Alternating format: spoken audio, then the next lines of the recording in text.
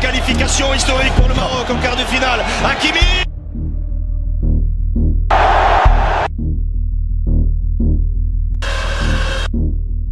Vahid Halilovic et le Maroc, c'est désormais terminé. La fédération marocaine a officialisé son départ ce jeudi, à 3 mois de la Coupe du Monde au Qatar. Le motif, une brouille entre le coach et Hakim Ziyech, écarté du groupe, mais dont le président de la fédération souhaite le retour. Walid Regragui, récent vainqueur de la Ligue des champions africaine avec Casablanca, devrait lui succéder. Mais là, il peut pas préparer une équipe. Il va avoir 2 matchs amicaux, une semaine de préparation parce que c'est une Coupe du Monde sans réellement de préparation. Ça va être surtout du management, j'imagine. Donc c'est un vrai défi qui attend Walid Regragui.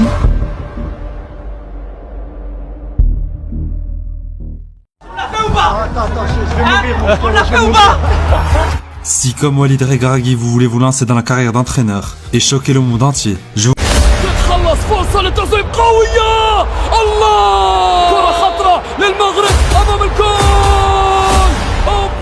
Mars 2022. Au stade Mohamed V de Casablanca, le Maroc valide son ticket pour la Coupe du Monde au Qatar. Malgré une terrible blessure de Yassine Bounou, Ounahi Tissoudali puis Achraf Hakimi font exulter les 50 000 spectateurs. Pour la 2e fois consécutive, les Lions de l'Atlas seront au rendez-vous du mondial. La joie est immense dans le pays, 2 mois après la déception de la CAN. Mais depuis le départ d'Hervé Renard, une certaine amertume réside dans le cœur des Marocains. Ziyech, Amin Harit ou encore Mazraoui n'ont pas la confiance de Vahid Halilovic. Pourtant, les 3 font partie des meilleurs joueurs marocains. Épuisé par cette situation, Ziyech évoque même sa retraite internationale. I understand them, but I will not return to the national team.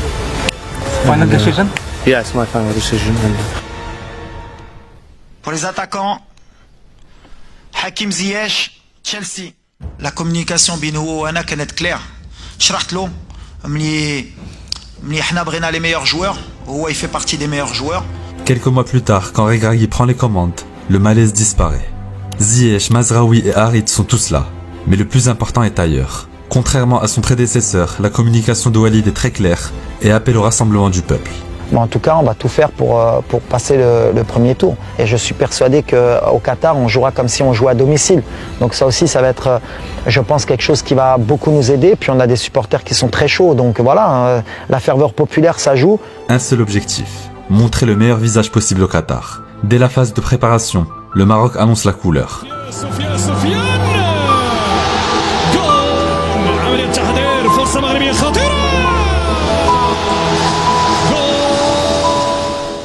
Deux matchs, une victoire, un nul et 0 but encaissé.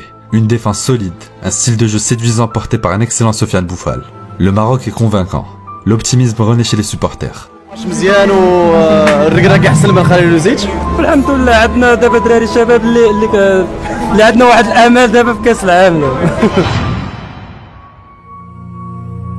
Je l'ai dit à ma précédente conférence de presse, je pense qu'à partir du moment où on commence à calculer, à faire attention à pas se faire mal, c'est à ce moment-là qu'arrivent les blessures. Je pense qu'il faut jouer comme si c'était un match normal, se donner à fond.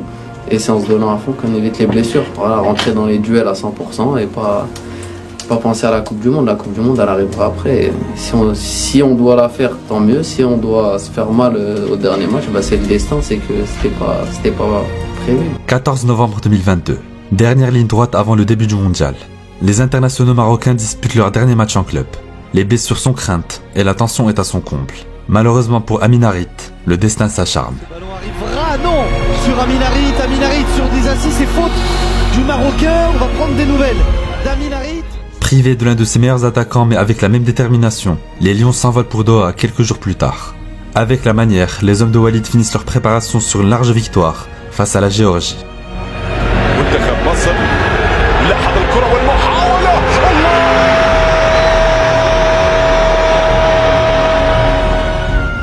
Les choses sérieuses peuvent commencer.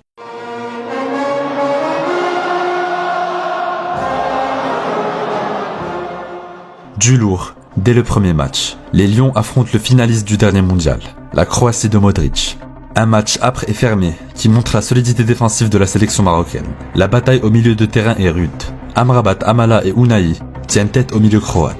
Est-ce que le Maroc pouvait espérer mieux sur cette rencontre, même si le score 0-0 face à la Croatie, on peut se dire que c'est très bien face aux vice-champions du monde, mais est-ce que le Maroc pouvait pas espérer mieux finalement? C'est un bon résultat contre les vice-champions du monde, commencer le tournoi par un match nul. Ça nous laisse encore 2 matchs pour se qualifier. Je veux dire bravo aux gars.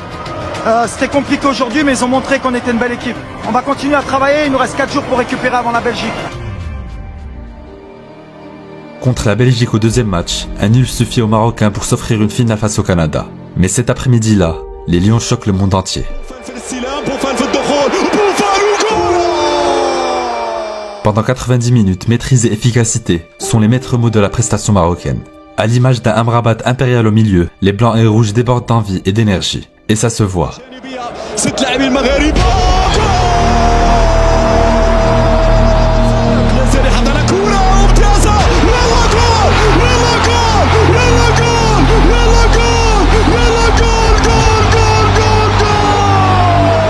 On voulait se qualifier aujourd'hui, on est tombé sur une très belle équipe du Maroc. Ils ont fait un gros match, voilà, félicitations à eux.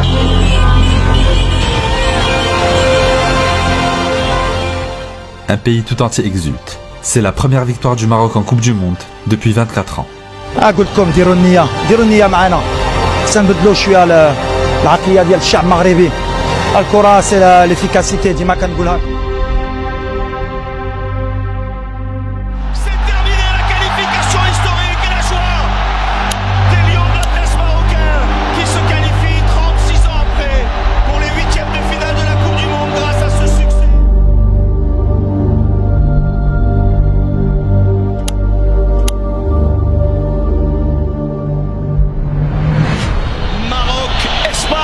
C'est un petit 8e de finale de Coupe du Monde entre voisins. Énorme ambiance ici à l'Education City Stadium avec énormément de maillots rouges avec une étoile verte, ceux du supporter du Maroc. Me ha sorprendido gratamente el número 8, no me acuerdo cuál es el nombre, lo siento. Madre mía, ¿de dónde sale ese muchacho? Juega muy bien, me ha sorprendido. Azzedine Ounahi, 21 ans. Milieu du SCO d'Angers, dernier de Ligue 1. Comme des millions de téléspectateurs, Luis Enrique ne le connaissait pas vraiment avant la rencontre. Multipliant les sorties de balles de grande classe, Ounahi démontre la qualité technique marocaine face au pressing espagnol. Mazaoui, la frappe du Munichois, elle est captée en 2 temps pour Ounahi. Ils sont là évidemment, la combinaison c'est franc, les points de Bounou Ounahi. Oh là là là là là là là. Ounahi Simone, et le centre de Rodri. Oh là là là. Tu vas me prendre pour un fou, mais vraiment. Mais je pense que si on passe les poules, et on va passer les poules, Inch'Allah, on va aller en quart de finale, on va être la surprise. On va faire, tu vois, Travis, ils ont fait Ghana en 2010. Ouais. On va faire comment? Sergio Busquets face à Belou avec le penalty. Et là, ouais, Bounou. Il est à 3 sur 3, il a été sur la Hakimi pour la qualification historique pour le Maroc en quart de finale. Hakimi.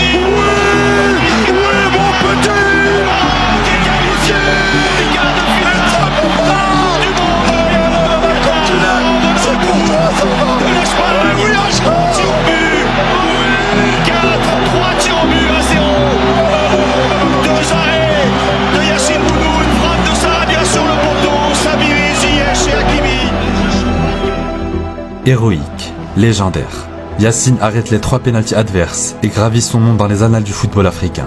Son sourire contagieux gagne le cœur des 42 millions de Marocains dans le monde. Le Maroc l'a fait. Quand vous allez rentrer là dans le vestiaire, refermer la porte, parler à vos joueurs, qu'est-ce que vous allez leur dire? Non, je vais leur dire que depuis le début, on est en mission. On a compris, ils ont compris en tout cas qu'il fallait être ambitieux, il fallait arrêter d'avoir des complexes. On a des joueurs qui jouent au très haut niveau. Et voilà, maintenant on va savourer, c'est ce que je vais leur dire. Et à partir de demain, on se remet au boulot. Et il faut être ambitieux. Le Maroc a des très beaux joueurs de foot. Vraiment, ils ont des très beaux joueurs de foot. Ils ont pris l'option de jouer comme ça. Le résultat, ok, il t'emmène en quart de finale. Mais où veux-tu que le Maroc aille en jouant de cette façon? Cette équipe-là, redoutablement efficace dans un style défensif et anti-possession, agace certains journalistes. Mais Walid le sait. Quand l'effectif ne rivalise pas forcément avec ceux des plus grandes nations, il faut s'adapter. كيفاش ما نبوزيش الكره كامله في بروميير ميطون ديالي رماركيت شنو غنبقى انا لاعب باغي 3 بوان انا باغي انا نقصر انا مع البرصا انا باش نقصر انا ربحت 1-0 سدات. Ce que vous venez d'écouter, c'est exactement le scénario de ce quart de finale face au Portugal. En première mi-temps, le Maroc ouvre le score grâce à une tête exceptionnelle de Youssef Nesseri.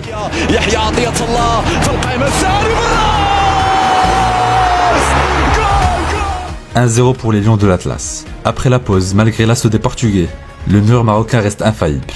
Les Rouges terminent le match avec 5 défenseurs. En l'absence de Aguerd et Romain Saïs sortis sur blessure, Dari, Banoun et Yamik, tous passés par le championnat marocain, donnent leur vie sur le terrain.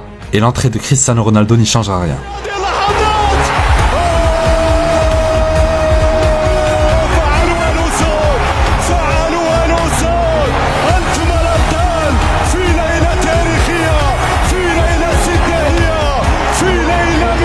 C'est incroyable, on est en demi-finale de la Coupe du Monde, demi-finale de la Coupe du Monde. J'arrive même pas à y croire, j'ai la chair de poule. Comme j'ai dit à vos confrères, j'ai l'impression qu'on vit un rêve. Et honnêtement, j'ai pas envie de me réveiller, tellement c'est incroyable ce qu'on vit.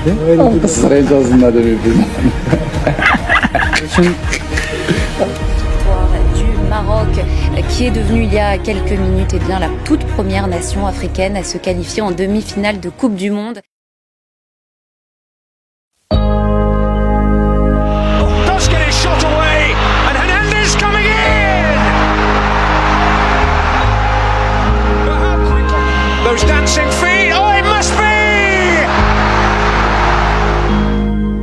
La marche était sans doute trop haute. Plombé par les blessures, le Maroc donne tout face à la France. Mais n'y arrive pas. Car cette fois, ils sont tombés sur plus pragmatique, plus efficace, plus tueur. On a été au bout, du bout. Et après, contre une équipe comme la France, la moindre erreur, elle est payée cash. On y croyait vraiment, on avait vraiment envie d'aller jouer cette finale. Mais bon, voilà, le football, c'est comme ça. Mais ce qu'on retiendra avant tout, c'est un parcours inoubliable. Un coach arrivé en pompier de service, des révélations, des émotions, une famille. Au Maroc, jamais le football n'a été aussi fédérateur. Ce n'est que du sport, diraient certains. Mais pour le peuple, c'était devenu tout le reste. J'ai envie de dire une chose, vive l'Afrique, au Dima Maghreb.